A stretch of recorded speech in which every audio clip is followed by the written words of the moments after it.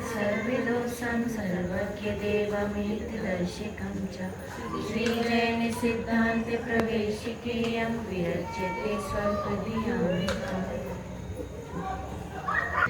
पंच परावर्तन के स्वरूप को संक्षेप में समझाइए। क्वेश्चन नंबर था 78। कौन सा था? 78। तो उसमें क्या आया था कि जो परावर्तन है तो उसमें पुद्गल परावर्तन। कौन सा परावर्तन? पुद्गल परावर्तन के दो भेद कौन कौन से थे? कर्म परावर्तन। कर्म परावर्तन में क्या कहा था कि कार्बन वर्गनाओं को यह जीव पहले वो में कार्बन वर्गनाओं को ग्रहण करता है और अनंत जन्म के बाद या अनंत काल के बाद पुनः फिर क्या होता है? वैसे ही पुनः वही की वही कार्बन वर्गनाओं को ग्रहण करता है। उसको क्या बोलते हैं? कर्म परावर्तन कहते हैं। फिर दूसरे में क्या था? नौकर्म परावर्तन। नौकर्म परावर्तन में आया कि आहार वर्गना को ग्रहण करता है और पहले जन्म में उसने आहार वर्गना को ग्रहण किया और अनंत काल बीत जाने के बाद पुनः क्या होता है? वही आहार वर्गना को ग्रहण करता है। तो उसको क्या बोलते हैं? नौकर्म परावर्तन कहते हैं। क्या बोलते हैं? नौकर्म परावर्तन। तो ये था आहार कर्म परावर्तन और नौकर्म परावर्तन। फिर था क्षेत्र परावर्तन। तो क्षेत्र परावर्तन में कहा था कि लोकाकाश के श्रेणीबद्ध असंख्यात प्रदेश हैं। लोकाकाश के कितने प्रदेश हैं? श्रेणीबद्ध असंख्यात प्रदेश हैं और असंख्यात प्रदेश में बीच के 8 प्रदेशों को छोड़कर, बीच के कितने प्रदेशों को? 8 प्रदेशों को छोड़कर प्रत्येक प्रदेश में अपनी अवगाहना के मध्य में रखकर क्रम से उत्पन्न होता है। ठीक है, अपनी अवगाहना को मध्य में रखकर, अवगाहना को मध्य में रखकर कैसा कि निगोरिया जीव तो कैसा होता है कि छोटा होता है, उसकी अवगाहना कैसी होती है? छोटी होती है। लेकिन बाकी के जो जीव होंगे उनकी अवगाहना कितनी होगी? बड़ी होगी, है ना। बाकी के जीव जो होंगे, जैसे अपन मनुष्य पर्याय में हैं, तो फिर उसमें क्या कहा कि वहाँ पर भी जो कहा कि प्रत्येक प्रदेश को अपनी अवगाहना के मध्य में रखता है। ठीक है, जैसे कल अपन ने देखे थे कि लोकाकाश में कितने प्रदेश हैं?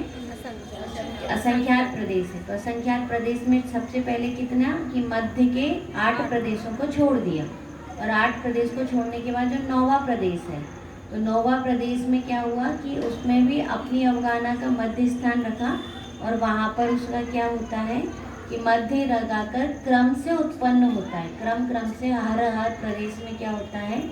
उत्पन्न होता है। तो इस प्रकार लोकाकाश के सभी प्रदेशों में उत्पन्न होता है। लोकाकाश के सभी प्रदेशों में उत्पन्न होता है। तो उसे क्या कहते हैं कि क्षेत्र परावर्तन का पूर्ण होना कहा जाता है। उसका नाम क्या है? क्षेत्र परावर्तन का पूर्ण होना। एक क्षेत्र परावर्तन पूरे होने के काल में अनंत पुद्गल परावर्तन पूरे हो जाते हैं।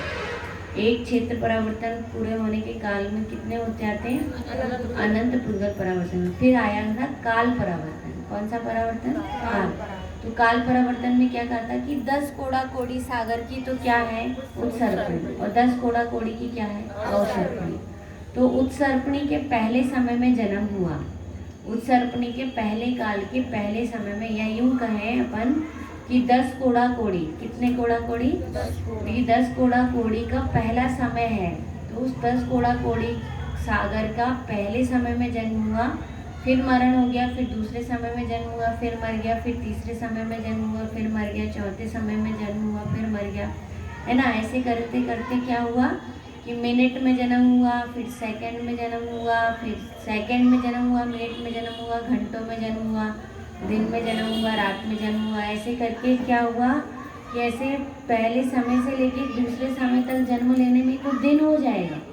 ऐसे दिनों में जन्म लेना, है ना, ऐसे घंटों में जन्म लेते लेते कितना हो जाए कि पूरे दुखमा काल में हो जाए, पूरे दुखमा काल में उसका जन्म हो जाए। फिर दुखमा काल में जन्म होने के बाद किसमें हो जाए? दुखमा काल में जन्म हो जाए। फिर किसमें हो जाए? दुखमा सुखमा में जन्म हो जाए। फिर सुखमा दुखमा में जन्म हो जाए। तो हर एक काल में उसका क्या हो जाए? जन्म होता चला जाए। फिर ऐसे ही सुखमा दुखमा के बाद फिर सुखमा काल में जन्म हो जाए, फिर सुखमा में हो जाए। तो ये क्या हो गई? 10 कोड़ा कोड़ी के समयों में जन्म। उसको क्या बोलेंगे? 10 कोड़ा कोड़ी समयों में जन्म। तो 10 कोड़ा कोड़ी समयों में जन्म ले लेने पर वो क्या होता है कि अभी भी पूरा काल परावर्तन नहीं हुआ। ये तो किसका था? उत्सर्पणी का। फिर किसका होता है? अवसर्पणी का। तो जब अवसर्पणी में जन्म लेगा तो कैसा लेगा कि अवसर्पणी में फिर से क्या होगा कि फिर से सुकमा काल।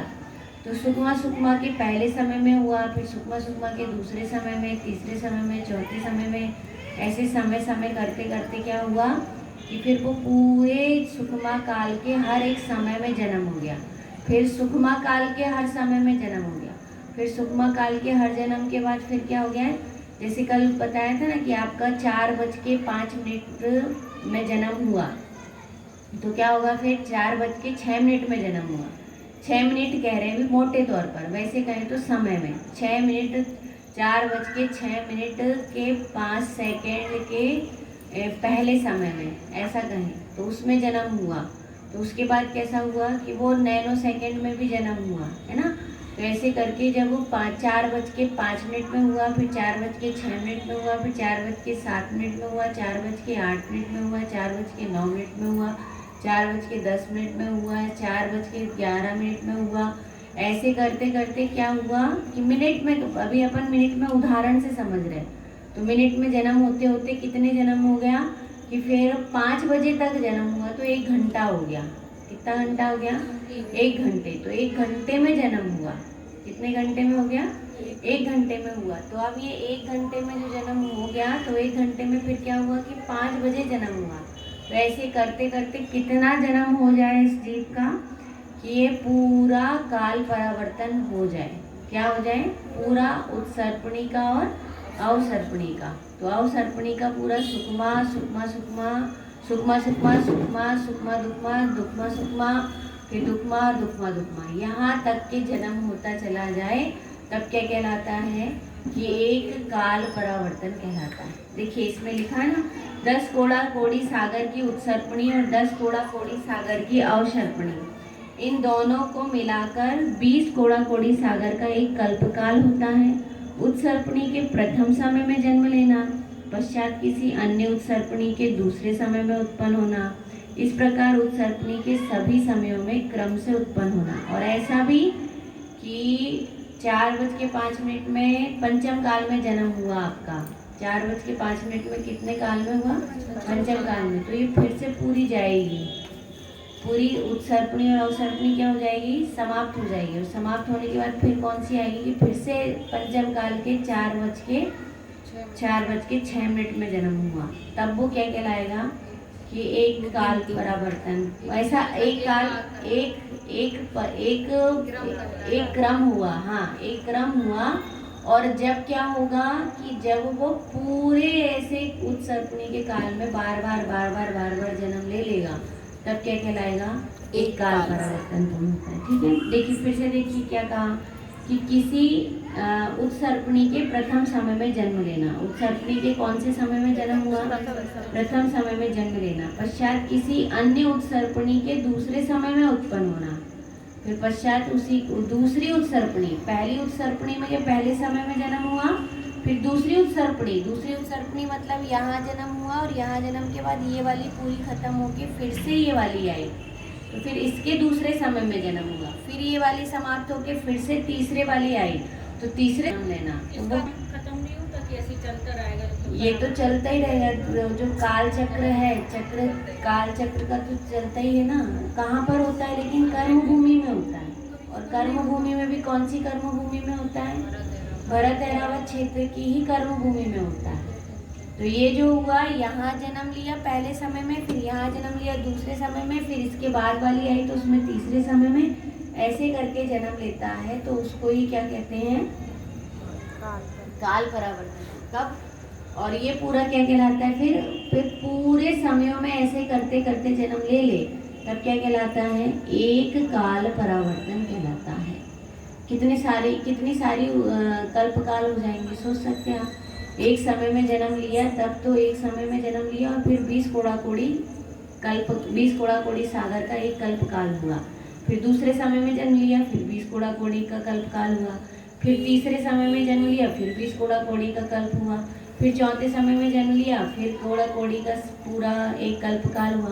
तो ऐसे पूरे कल्पकाल मतलब 20 कोड़ा कोड़ी कल्पकाल हो जाएंगे, क्योंकि 20 कोड़ा कोड़ी वो तो 20 कोड़ा कोड़ी तो सागर का तो क्या है, एक कल्पकाल है। उसके समयों में जन्म की बात है। किस में जन्म की बात है? समय में। अब ये कहना है कि एक सेकंड में कितने समय होते हैं, तो कहते हैं असंख्यात समय होते हैं। तो ऐसे क्या होगा कि ऐसे समयों में जन्म लिया। अब इससे ये सिद्ध होता है कि जीव अनादिकाल से है, और अनादिकाल से क्या कर रहा है कि जन्म मरण धारण कर रहा है ना। क्या धारण कर रहा है? जन्म मरण धारण कर रहा है। इसका मतलब हम कब से हैं? अनादिकाल से हैं, और अनादिकाल से क्या कर रहे हैं? जन्म मरण धारण कर रहे हैं। तो कोई बड़ी बात नहीं है कि हम क्या कर लें, कितने कल्पकाल से ज़्यादा हम कल्पकाल बिता चुके। इसलिए अनादि, उसका नाम क्या कहा? अनादि। अनादि मतलब जिसकी आदि नहीं है। अनादि मतलब जिसकी आदि नहीं है। ठीक है, देखिए फिर क्या कहा?